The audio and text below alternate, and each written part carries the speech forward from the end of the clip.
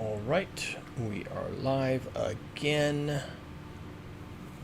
Second time today. Yes, I'm going to do a reading from my novel. It was 100 Days. Soon to be in a bookstore near you.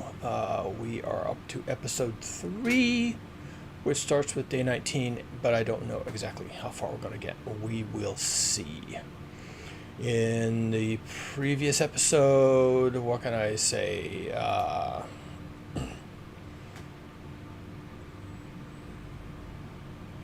The people are struggling. People are struggling to deal with what seems to be a new reality. They're not sure.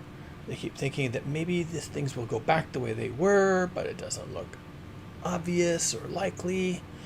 A lot of disagreement on that, and pretty much everyone is in a one form of denial or another and not willing to deviate much from everything that came before.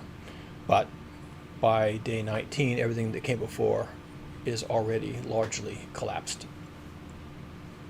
And of course, the takeaway is how quickly all this has happened and how utterly at sea, essentially, is our community. So, let me find day 19. Let me take you to something to look at. I don't think this is the title page or the cover of the book, although it could be. This is AI generated. The rest of the story is not. It's all me. I'm a human. So, all right. For some reason I'm a little choked up today. The heat or the dust or something. We'll see how far I get through this before I can't talk anymore. So, day 19 of the storm. A big storm has hit, exactly as warned. It's our third of the year. No doubt signs of a climactic shift taking place. The oceans are really hot this year, and that means more and more powerful storms. This one has horizontal rain, like I've never seen in these parts. Rain is pounding on its way around windows and under doors, threatening to tear off the roofing. Okay, actually, I think I read this, but it's okay. We'll read a little bit into day 19, because I think I read day 19 in the last episode. But we'll just give you a reminder. Rain is pounding its way around windows under doors, threatening to tear the roof off. Our roof overhead is fairly new, but the entire house shakes anyway. The Mora family are doing fine on the patio. The tiny house Mr. Mora and I built is holding up great. We bolted the new walls to the slab and to the patio roof, and the structure is strong. So long as the patio roof doesn't lift, they're in a good space. The electrical power to the neighborhood fails about an hour in. We're okay under my roof because of the solar and batteries, but I advise the Moras to conserve power until we can assess the situation tomorrow. They had no idea they were using off-grid solar. That's the entire point. It's completely invisible. Losing power right now is bad. Just yesterday, I wrote about wondering what would happen to people if the electric utility failed. A day later, here we are. No gas and no electricity, combined with the approach of winter conditions, are going to make most homes uninhabitable real quick. Whoever at the utility shut off the gas supply is an idiot or a criminal. If accountability has gone the same direction as everything else, then nobody will be held legally responsible for this, nor anything else that happens, or that ought to happen, but doesn't. But they did put an end to the fires. Yay us, I guess. Nothing else to report. Tomorrow will tell the tale. Unlikely to get much sleep. Day 20. The mess. The storm lasts until dawn. I don't know about anyone else, but I don't sleep a wink. At 3 a.m., the winds were abating a little, so I chanced to look around outside. I ventured out with a flashlight. What a mess. The road in front is completely covered in fallen branches and thick drifts of leaves so that it looks like some kind of outrageous green shag carpet from the 1970s.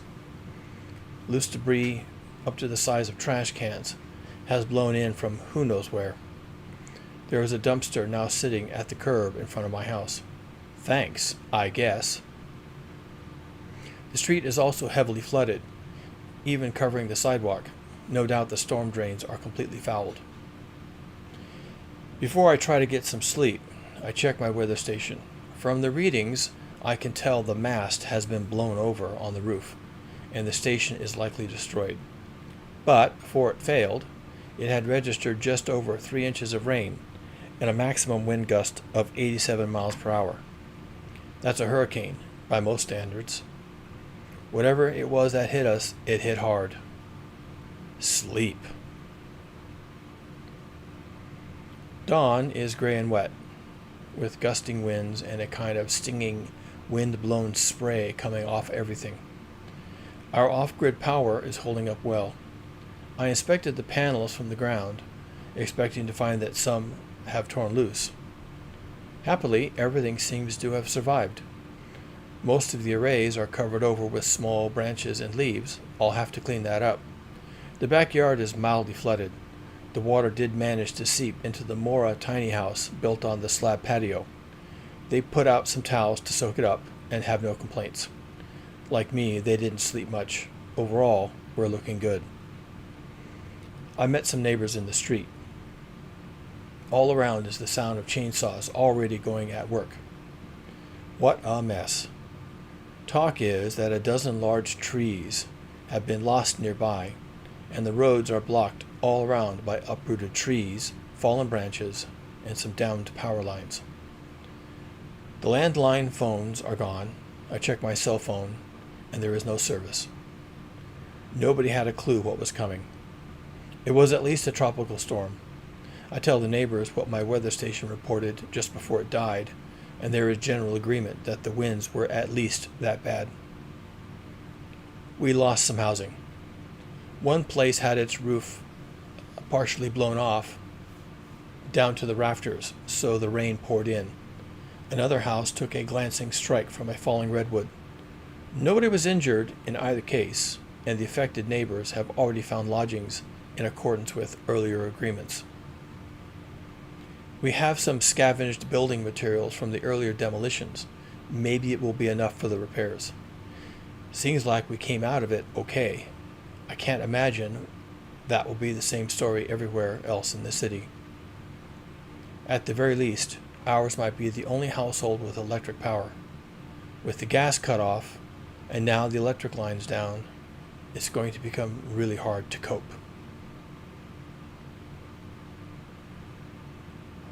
Day 21, the cleanup. The scouts headed out this morning to see what happened to the other neighbors. A dozen of our men, in 2 teams, descended on the damaged properties. It took a couple of hours just to organize ourselves and our tools around what needed to be done. Luckily, we located what looks to be most of the missing roof, folded up 2 houses down in the middle of the street. It should be an easy salvage. Still a lot of work, and the skies haven't yet cleared. There are downed power lines all over the place. It's dangerous. Or maybe not if power distribution has been destroyed. It also means we won't have electricity for power tools to do the needed repairs. Nobody complains. It seems we all understand that score by now. However, it is unlikely anybody is coming to fix the power or the phones, at least not for a long while.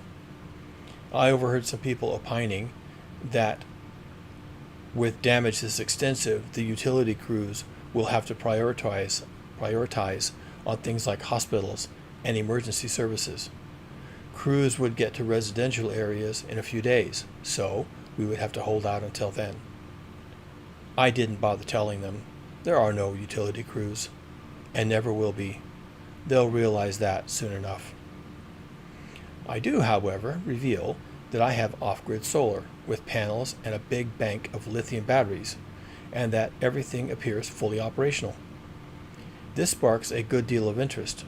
After fielding a flurry of questions, I jump to the point. I have a decent cache of rechargeable power tools I can loan, and we can organize a battery charging station at my house for all other cordless tools. I also have 4 units of cordless task lights that can be used for inside repairs on the wrecked properties. We spend another hour setting all this up. People are shocked at how many resources I have for this exact situation. They are surprised only because they don't know me that well. Those who do know me, they aren't surprised at all. With all the tool chargers plugged in, the draw on the battery bank is not that great. But I send some teenagers up on the roofs to unfoul the solar panels. Just as they finish, a ray of sunlight stabs down from the sky, striking the 60-inch panels so they reflect blue. I can almost sense the fresh power surging into the wires, and it feels great. It's the best $70,000 I ever spent. We finally get to work on the damaged properties. It's going to take at least 3 days. We're all hoping there isn't any more rain. The neighborhood wives quickly discover the power source too. Some of their husbands approached me about setting up a community kitchen at my house. That sounds great, I say, and to take it up with my wife. I didn't hear any more about it that day, but come evening, there was a small but welcome hot meal waiting for all of us. The Mora family offered what part of the patio wasn't already their home as a temporary cafeteria. And someone else set up a beach gazebo to create a cover for more seating. The miracles never cease, as Mrs. Mora turns out to be a wonder at feeding a crowd. We eat by portable task lights with heating from a radiant heater for anyone needing that. The scouts who went out on the morning return as the food hits the table. They make their report while wolfing down spicy beans and rice and fresh house-made tortillas. It looks like the entire city might be without power. There is visible damage everywhere. Countless downed branches, and nearly every road they walked was partially or fully blocked by limbs or entire trees. High-tension electrical distribution wires are strewn like the broken rigging of a wrecked sailing ship. This is a total disaster. I don't think it will ever be fixed. For all our losses here, we turn out to have been fortunate yet again. Having our own power makes a big difference to the repairs and cleanup, and the overall morale. We are a tiny island of technology, surrounded by a sea of ruin. We didn't finish the repairs, of course. Best estimate 2 more days before the weather can be kept out. But while the wind blew all day, it didn't rain again, and that's a mercy. With the roads blocked and the power out all over the city, we likely don't have to worry about raiders for a while. But I wonder if they'll just be more desperate than before once they do show up. So tired, need sleep.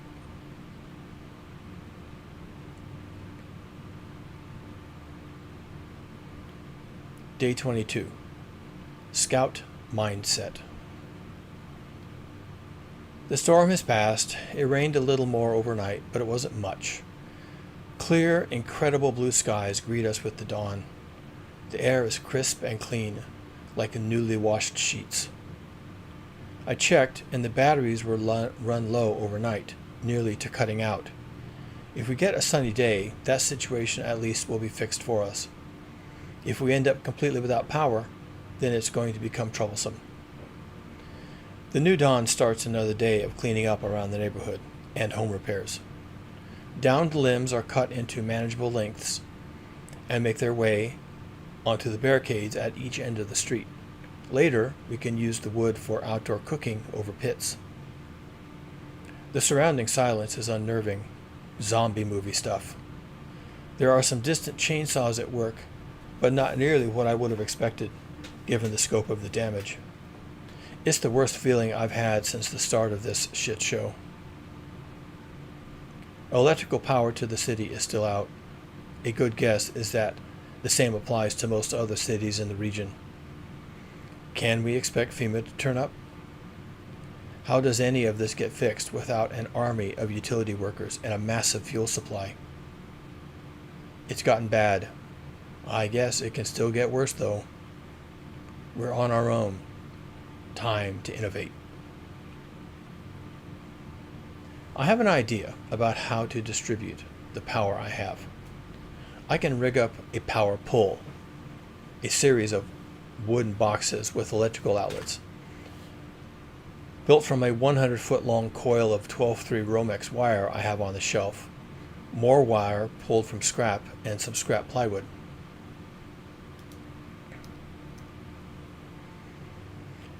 We already salvaged a ton of outlets from the burnt-out houses. The business end of the Romex gets fixed into a 50-amp double-throw breaker in the solar closet, and the power heads get run out as far as the pole can go. We pool all the extension cords we can find and run them out to as many houses as these can reach. It's not much, and it's dangerous as hell, but it suits the need of the moment. This amounts to maybe 5 amps per home within reach of an outlet, and only for a few hours each day, or else they kill the batteries. But it's better than being in the dark, and anyone with a hot plate can heat some food if they do it quickly. Excuse me. Home repairs are turning out to be a challenge. We created a third team to ferry salvaged materials from storage and around the neighborhood and to the repair sites. Looks like we won't have enough plywood to rebuild the missing roof, nor shingles. We need to find a solution to keep the rain out. The house that took the tree strike is almost fixed. At least, it should keep out the weather. It won't have windows or siding on that side, but we can sort that out later.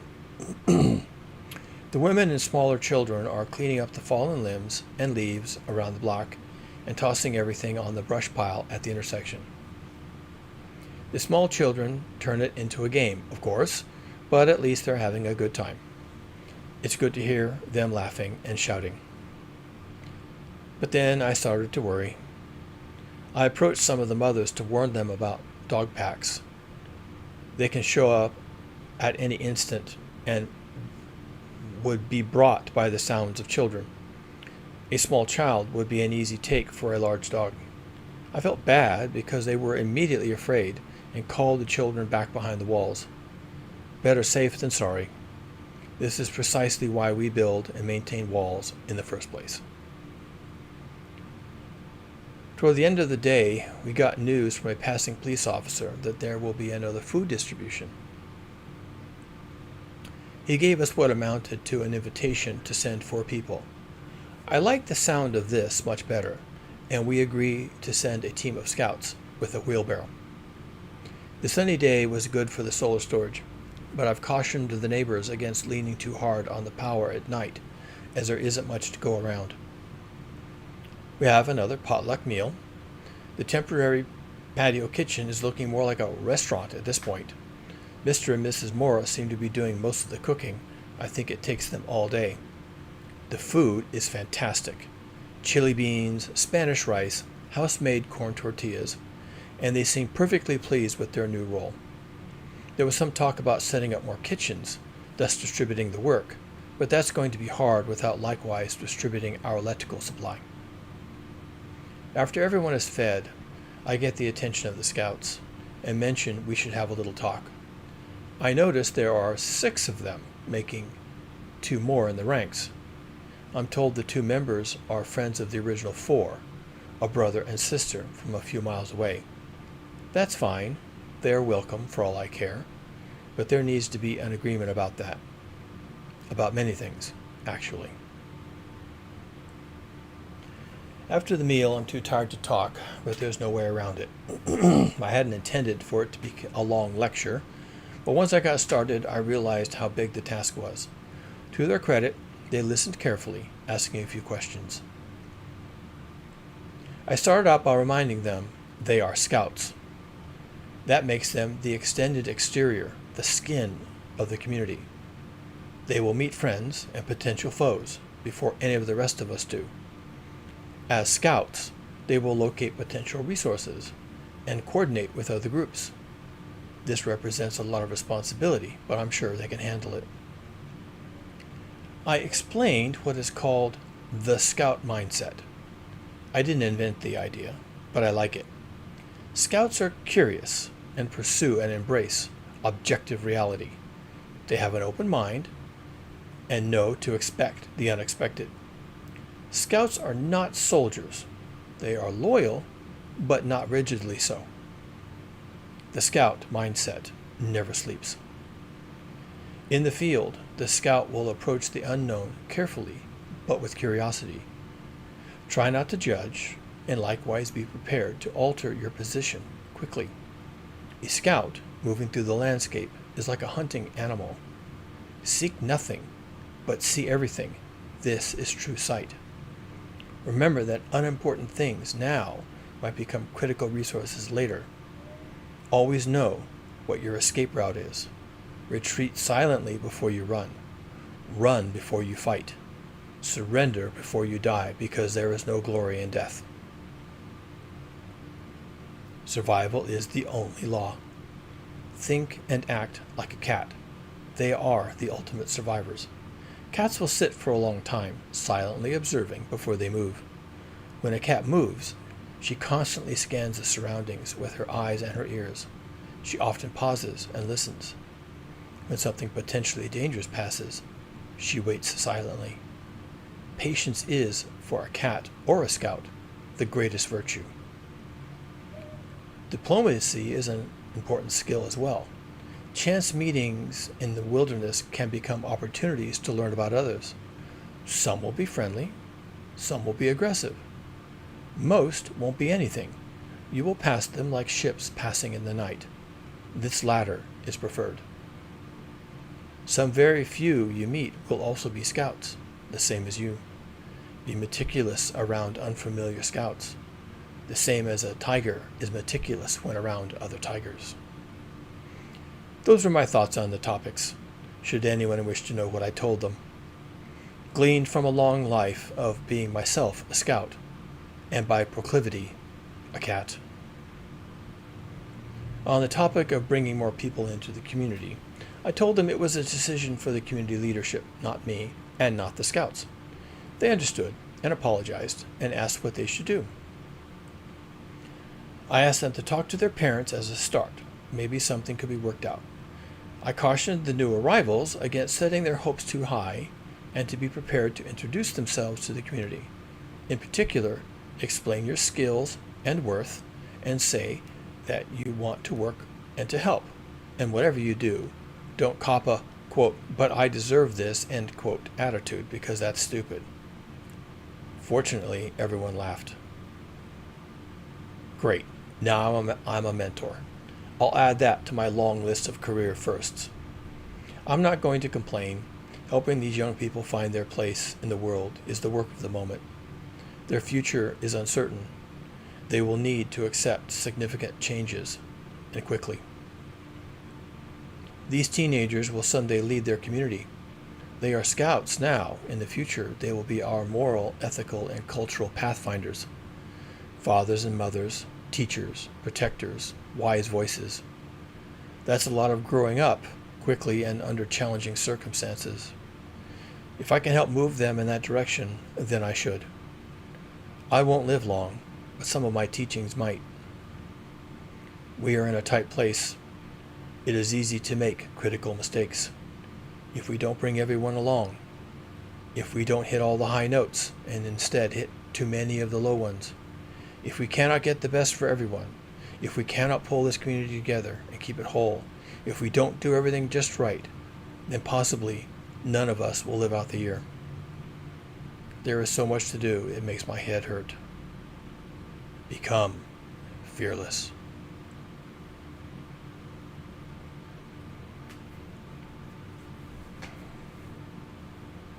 Day 23. Crack up boom. More cleaning up. The mess is huge. The small garden areas already planted are covered in leaves, but it looks like the few tiny plants just poking up were too small to be impacted. The seedlings will push their way past the leaves and sticks, so probably nothing is lost in that regard. In a month or two, we might start eating some of the food. There was a problem today with a certain Todd Paulson. I've been watching him for a while, as he doesn't help in the community but keeps to his house with his wife. They seem to be managing well enough up to now, He allowed us to take down his fence and to board up his front against attack. I suppose he wanted the community's support, and that was smart of him. But I don't think he's all the way on board, and he's been borderline hostile from the start. For some reason, today he picked a fight with some of our gardeners working near his home, as they were leveling ground next door and planting seeds. I wasn't there, so I don't know the details. I hear it was some ugly verbal abuse. The cracks are forming. According to this journal, it's been 23 days since the onset of the collapse of industrial civilization. No natural gas for days, and now no electricity. No signs of a functional city government. Rampant crime. I know that's a lot to juggle. Still, it seems too soon for a breakdown of this kind. But the stress for everyone has been intense. The work we've taken on has been therapeutic, as work helps us channel our anxiety. Not having a release like that could lead to unexpected behavior. And that is what cracks will look like. Intolerance, paranoia, unexpected violence. We're mostly adults, and we're working together to provide mutual support, so we should be able to avoid a Lord of the Flies meltdown. But there are bound to be weaker elements, people that refuse to adapt to changing times. I hope someone can talk him down.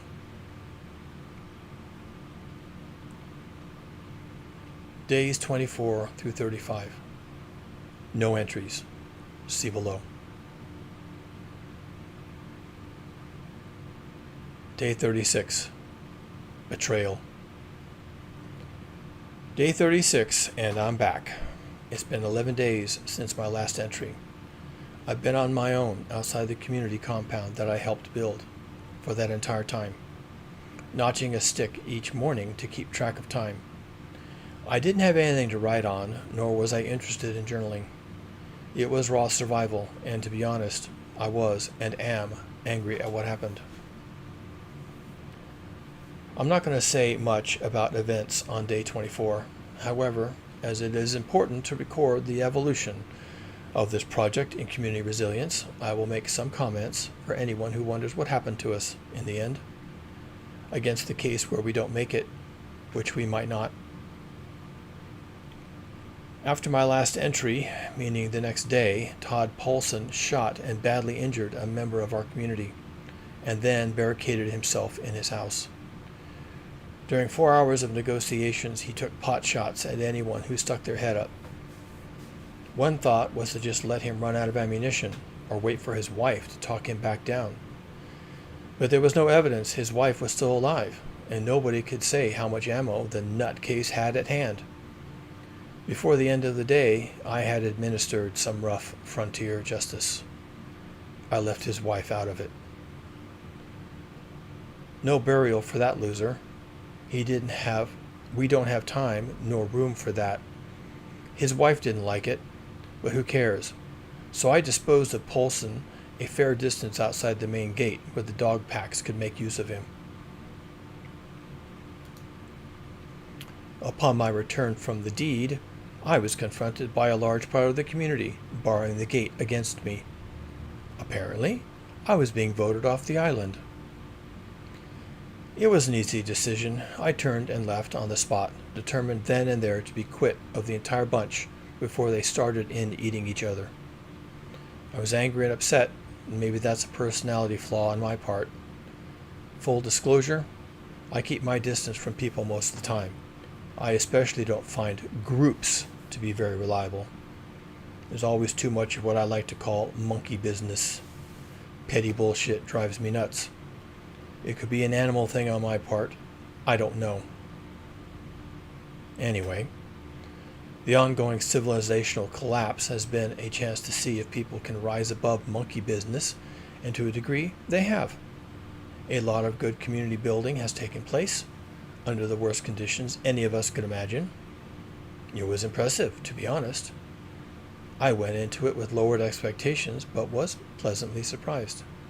Then, I got voted off the island for dealing with a nutcase. My feeling at the time was, well, then fuck 'em. It's their community, not mine. They can have it, and good luck. Being tossed out was no big deal. When I had earlier boarded up the front of my house, I left it in a state where I could get back in from the outside with only a few tools, and these I hid nearby. 5 minutes of work, I was in the house and talking to my wife. I will not go into that discussion. It adds little to the narrative concerning the development of this project in community building. Lying low, I spent one more comfortable night at home, also enjoying a great meal cooked by the Mora family. I could have left it at that, simply hiding out, but I was keenly interested in finding a new home for us. The wife didn't like it, but I felt like I had little choice. Besides, I argued, there was no harm in having a look around. Nor will I detail how I spent my 11 days wandering in the wilderness, as I call it now. Briefly, I was fine. I ate well enough, and I learned something about how the world was holding itself together, which is to say, not too well. The best part of my wanderings is that I acquired a dog. Perchance he acquired me, as animals will. He's sleeping at my feet right now. I call him Bear, in part because he is such a large dog. I don't recognize the breed. He has a rough coat and upright ears with a long muzzle. Darker than a wolf, but I've not seen any wolves up close. Is he a large German Shepherd? Some sort of exotic wolf dog? He's an intelligent animal, from what I can tell, and he seems loyal. These days, I am all about loyalty and intelligence, wherever I can find it. After I hooked up with Bear, we did some exploring together. He fed himself by killing rats, and I fed myself on any canned foods I could lay hands on. And on grilled rat, when Bear saw fit to share, which he did on occasion. During that time, I made a suitable connection in another community while still establishing itself not far off, and that was encouraging. I was heading towards home with the news when I came upon the scouts. My initial thought was to leave them to their work, whatever it was. It was no business of mine, obviously. Besides, I was taking some of my advice on what to do when running across other scouts. There was no compelling reason to break protocols. All that being true, still I changed my mind. Sensing a teaching moment, I stepped out into the road behind them and cleared my throat. After an initial fright, they were happy to see me, and eager to talk. What I learned was that they had been out looking for me for 3 days. I asked why, and they shared that things had changed. I offered that no, things had not changed, not for me, but they insisted I come back with them. As I was already headed that direction, I pretended to agree. I did not tell them that I was coming back to fetch my wife away to a new community, as doing so was my business and none of theirs. They were slightly alarmed when I fetched Bear out of cover, where he and I had been earlier napping. The scouting team had been avoiding dogs and dog packs long enough to be wary of a large dog, but when he seemed friendly, they relaxed. Since I'm writing in this journal again, the reader can well guess the outcome of my return. I didn't know at the time, no doubt because I don't play at politics, very well, that some neighbors had been complaining about my outsized importance in the community. The complaint was that I was behaving as if I were the mayor, trampling on individual rights and freedoms, making recommendations on what everyone should do with their time, ignoring property rights. I was accused of being a godless communist, apparently, like that's even a problem. After Polson had shot someone and I had taken care of him as I had, his surviving compatriots had quickly sprung a conspiracy to take me down. I don't know who supported this effort. My assumption at the time had been that all the monkeys wanted the same thing, and that I was better off plying my skills elsewhere. According to the scouts, this was not the case at all. They told me that nearly everyone was just confused by events, and were collecting at the gate to see what would happen. Typical bystander effect. If I hadn't been so tired and annoyed at the time, I might have handled it differently, or someone there could have backed me up, which they did not. People are weird, especially during times of stress. I'll admit it, I gave up on them too quickly. Truth is, I'd given up on people 60 years ago. If that makes me a loser, then so be it. I didn't make this world, I was born into it. That I early on withdrew as a way to cope is just how it worked out. After I'd left the community, the conspirators had imposed an actual dictatorship, as anyone with any understanding of human nature could have anticipated. The rebels immediately demanded control of the food supply, had all the guns delivered into their care to avoid future problems, and then started throwing their weight around. After a week of dealing with actual dictators, the community decided this was not the direction they wanted to go. They jumped the rebel faction, disarmed them, took all the food back, and shut them up in their homes under guard. The scouts were then sent out to find me. While the young people filled me in on all this recent history, I kept my ongoing plans to myself. Once I got back, I checked in with my wife. She was most pleased, and we sat down to a meal and a long talk. I told her how I had made a really solid contact with another group a few miles away. They were impressed with my skill set and her experience as an urban gardener, and had eagerly offered us a new home in exchange for contributing to their effort. They seemed like a smart bunch to me. They understood the challenges ahead, and they really needed more people like myself. I even asked if they were shooting at each other yet, and according to them, they were not. It sounded good enough to me. I was sold. I thought the wife would be happy with my progress. She was not. Turns out, she had been arguing with the neighbors since I'd been kicked out, and it hadn't taken her long to convince them they had screwed up. That Todd Paulson was a murderous lunatic, shooting him was the correct remedy, and anyone who had backed him in killing people was likewise a criminal. The rebel faction tried to shut her down. Excuse me. The rebel faction tried to shut her down the same way they had me, but she hadn't sat still for it. By the time they thought to toss her out to join her husband, she already had a group of allies. A bit of patience, and then the opportunity came to topple the rebel faction. Bloodlessly managed, in no small part, by my cadre of scouts. All's well that ends well, they tell us. All the same, my thinking was that these people were unreliable, and I wanted to work with a group that weren't as gullible. I allowed her to prevail over my plans to move on, provided that I wasn't thrown out again for any reason of any kind. She agreed, no second chance. The Moras were glad I was back. I thanked them again for watching after my wife. Still no word from the son-in-law. That's worrisome. Bear raised some eyebrows, but there was no chance of my sending him away.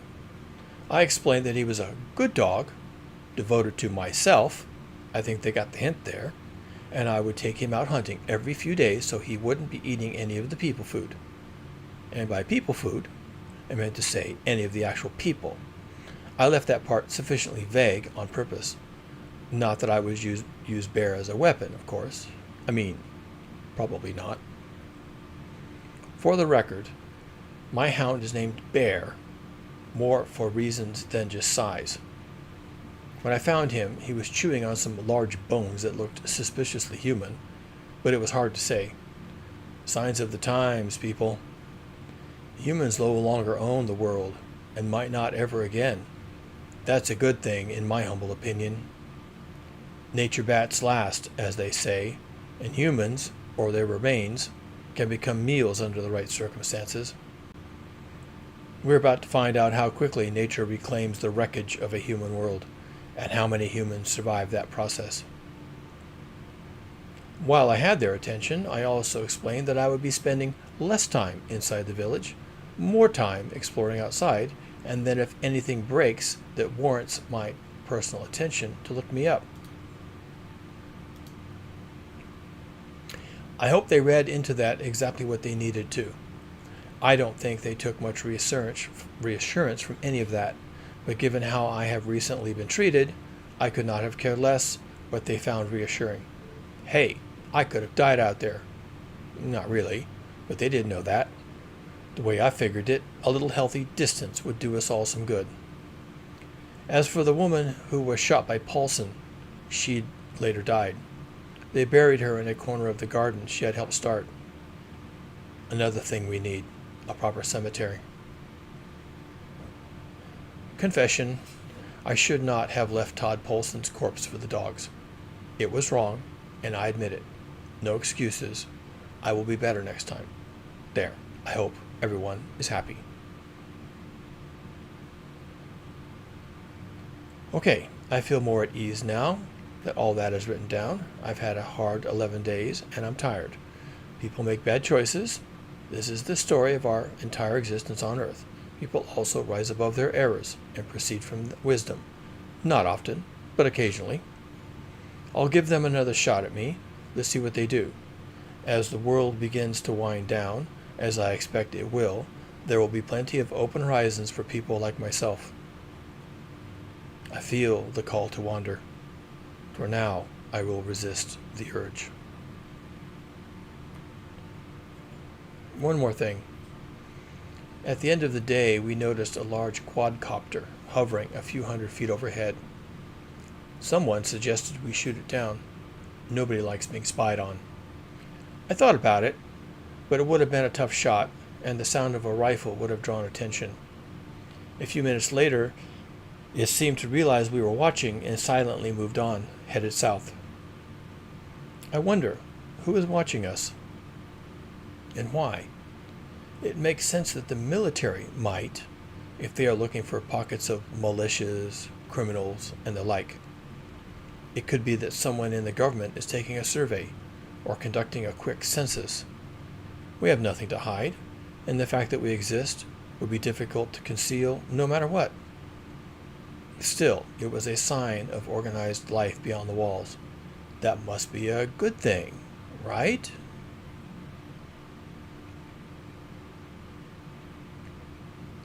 Day 37. Leadership. I kept largely to myself today, lying low and trying to convince the wife to dump this bunch. I want to move on, but it's no good. She's being as stubborn as an ox. I get it. It won't become a problem between us.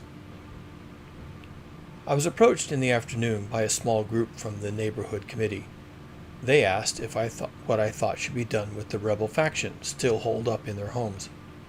I said I had no opinion at all on that, but that anything they did try should be as fair and diplomatic as possible. I wasn't likely to say toss them out, though it was tempting. See, I'm working on being a better person. When my non-answer didn't satisfy them, as well it might not, I suggested they elect themselves some leadership, perhaps a group of 3 elders, and let the elders decide. This was deemed a good start. They asked me if I would like to become one of the 3, and I said I would not. I have the elder part nailed, but I have one foot out the door as it is. Not that I told them this. Afterward, I took the scouts on an expedition. During the 11 days I had been wandering about and exploring, I ran across a destroyed and partially collapsed business with perfectly good rooftop solar and a wall battery, the latter no doubt once used to charge an EV of some sort. The interior of the place had been trashed and burned, but the vandals had been too limited in their vision to recognize that the most valuable part was actually on the roof. I can teach the scouts how to recognize such installations, and we can use this first one to demonstrate how to perform a salvage. Yeah, it's theft of a kind. I'm justifying it based on trying to save as many people as can be saved. Maybe someday that will be a crime, but for now, we're making up the rules as we go. As respects survival in a collapsing world, solar power is all we've got. We walked, it wasn't far. Once at the site, I showed the scouts what the components were, explained what they did, and we studied how everything was connected. I explained the theory of DC storage and DC to AC conversion and distribution. It's a complicated area of study, This is actual power generation, storage, and conditioning. The voltages and power levels are significant. They asked a few questions, and we evaluated the best way to conduct the salvage. There are some specialty tools required, and since some of it is on the roof, there is climbing on a ladder. As a grown man with experience in the trades, all this makes perfect sense to me.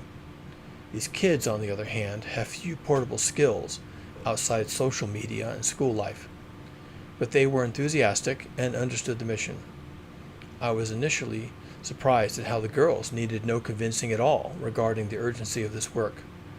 Women may uniquely grasp the power of technology. To women, this was never a game. They are no doubt already sensing how life in the absence of electricity is going to become increasingly a challenge.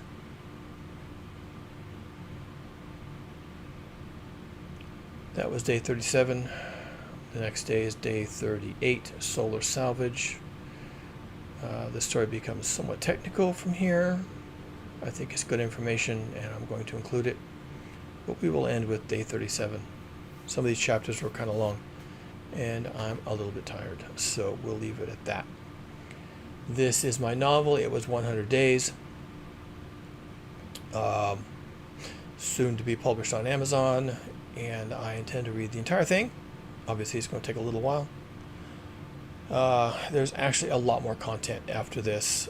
Some of the chapters are short, but many are long, and there's also the inclusions of many sub-stories. There's a story of nuclear power, a story of a family, the story of Mateo, the son-in-law. There is the story of Andy and Andy. There's the story of human extinction. There's the story of dirt, the story of sex and war, the story of the world, the story of water, and then day 100. So there's a lot of sub-chapters, and it's been a lot of fun to write, as you could probably well imagine. I'm really pouring into this all of my wisdom, whatever you want to call it, about the situation I think we're in.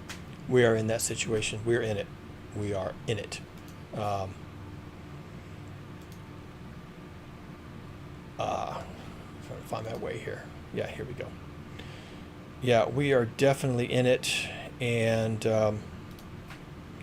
I don't. We're not going to get out of this. We're not going to get out of this except through a very, very narrow place called the end of civilization. I'm just being honest. We don't get out of this. We don't walk away from this. That's part of why I wrote this. We're not getting out of this. It's coming. It's here. It's going to be ugly. I was thinking just today about 5 little words. If someone were to ask me to sum up our situation for them or for anyone, how I would summarize it, and I said I can summarize our situation in 5 words. 5 words. And I can say these 5 words to anybody I meet or to you. And the 5 words are: you are going to die. You are going to die. You are going to die. 1 person in 1,000 is going to survive this. And some of those 1 persons in 1,000 will survive because they have a lot of money and a lot of influence, and they've got multiple homes in multiple countries and private jets, and they can escape and they can try different things and throw money around and buy people and buy time. And some of us will be the 1 in 1,000 just by luck. And so our task really is to try and organize our survival chances as best we can to make sure that those 1 person in 1,000 find each other. Find each other. The wealthy don't care. The elites and politicians, the ruling class, they don't care. They know they're fine. They know they'll be fine. Even if even if it's wrong, they still believe it. And because they believe it, they act accordingly. And you and I, unless there's a U.S. Senator watching my channel, unlikely, you and I, we have to find each other. We have to find a way through this, and then we have to form a village, and then we have to cooperate, and we have to not go insane, and we have to not die, starve, and we have to not die. We have to not run out of water. 99 people out of 1,000 are going to die. There's no way around it. I have seen the light. I have done the math. Maybe it's time to do that video again. Here's the math. There's math, people. Actual mathematics. Rooted in ecology, technology, fossil fuel consumption. There's math. Really simple math. Back of the envelope math. Explaining why 99 out of 1,000 you are going to die.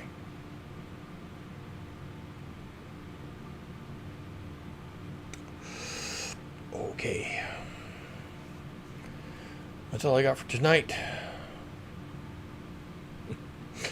In this book, you don't. In this book, you don't die. Everybody else does. Everybody inside the walls. Everybody in this village. They make it. Spoiler alerts, right? Not all of them, but definitely not all of them. But you know, they're all there. Everyone's trying to figure it out. Everyone's pulling their weight. Everyone's doing what they can. They're all adding something.